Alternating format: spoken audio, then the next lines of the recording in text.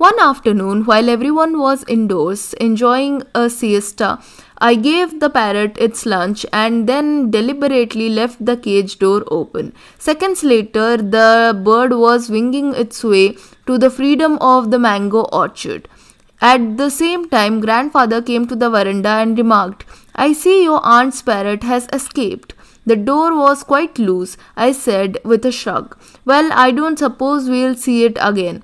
Aunt Ruby was first upset at first and threatened to buy another bird. We put her off by promising to buy her a bowl of goldfish. But goldfish don't talk, she protested. तो अभी क्या है ना, एक बार मतलब दोपहर में ये हुआ कि सब लोग घर के अंदर थे, ये तो वरंडा में लगी हुई थी ना ये बर्ड। तो जब इसको खाना खिलाने की बारी आई तो जो राइटर है उन्होंने जानबूझ के ही वो दरवाज़ा खुला रख दिया। उन्हें ही पता था कि बेचारे को कितना कोसा जाता है, तो उनके अंदर कह सकते एक्चुअली में उस बर्ड के लिए भावना थी, इसीलिए वो बर्ड भी उनके हाथ से खाना खाता होगा। बर्ड एनीवेज, तो थोड़ी देर बाद क्या हुआ, वो बर्ड अपने जो पर हैं उनको उड़ा उड़ा के एकदम फ्री होके चली गई, उसको आज़ादी मिल गई और मैंगो ऑर्चर्ड्स की तरफ चली गई, जो आम के बागान थे वहाँ पे। तो फिर ग्रैंडफादर ने कहा कि आप मतलब वरंडा में जब वो आए तो उन्होंने देखा कि अरे ये जो तुम्हारे आंट का जो मतलब पक्षी पैरेट है वो तो कहीं उड़ चुका है, जा चुका है, यहाँ से भाग चुका है। तो वो बोलते हैं कि हाँ वो डोर थोड़ा मतलब लूज था ना, इसलिए तो इन्होंने भी ज़्यादा कोई ऐसा होना था इसलिए हो गया, इस तरीके से मतलब ज़्यादा केयर नहीं की। फिर वो बोले कि शायद हम उनको उसको और नहीं देखने को पाएंगे। फिर क्या होता है, रूबी आंटी जो थी वो अपसेट तो हो गई पहले, फिर उन्होंने कहा कि नहीं नहीं मैं और एक बर्ड लूँगी। फिर उन्हें लोगों ने मतलब शांत कराया बोल के कि चलो तुम्हारे लिए ना अगर बर्ड नहीं तो गोल्ड फिश ले आएंगे। पर उन्होंने कहा कि नहीं नहीं, पर गोल्ड फिश तो बात नहीं करते, मतलब मछलियाँ बात थोड़ी करती हैं, तो इसलिए वैसा उन्होंने कहा कि नहीं नहीं ये थोड़ी चलेगा। Well, neither did your bird, said grandfather. So we will get you a gramophone. You can listen to Clara Clark all day. They say she sings like a nightingale.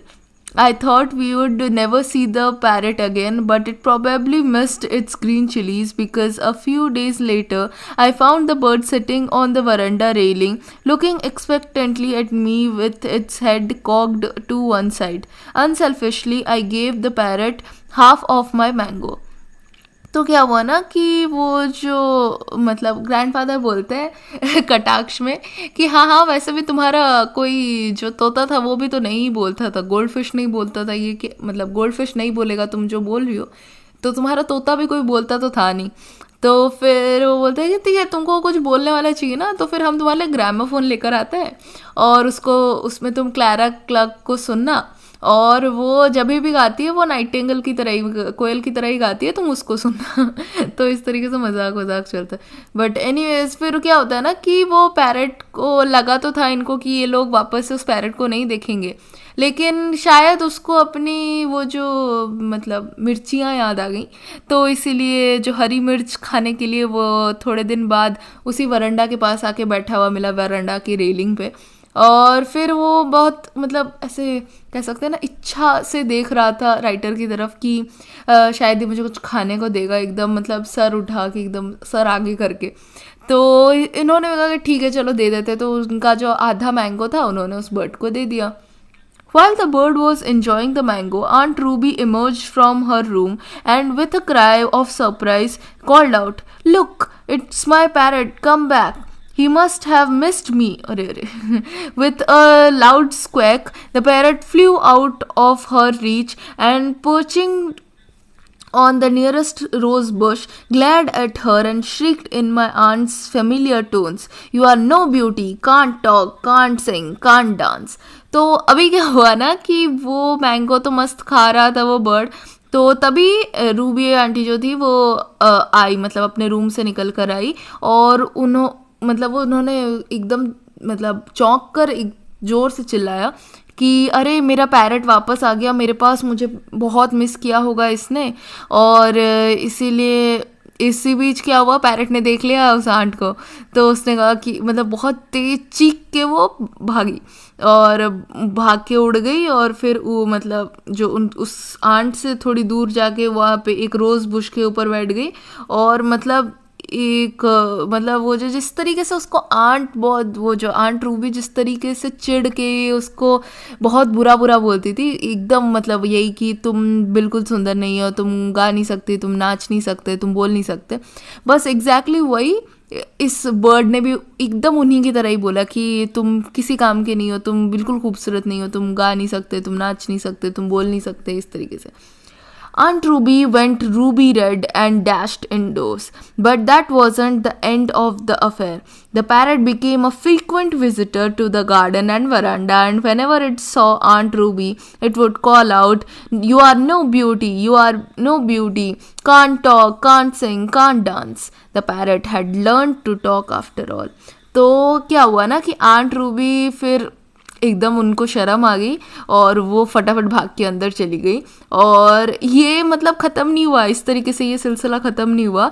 इसके बाद हुआ ये कि ये जो पैरट था ये बार बार आने लगा उनके गार्डन में और वरंडा में, और जब भी वो आंट रूबी को देखता था तो वो जोर से चिल्ला के बोलेगा कि नहीं नहीं, तुम बिल्कुल सुंदर नहीं हो, तुम बिल्कुल सुंदर नहीं हो, तुम बोल नहीं सकते, तुम गा नहीं सकते, तुम नाच नहीं सकते।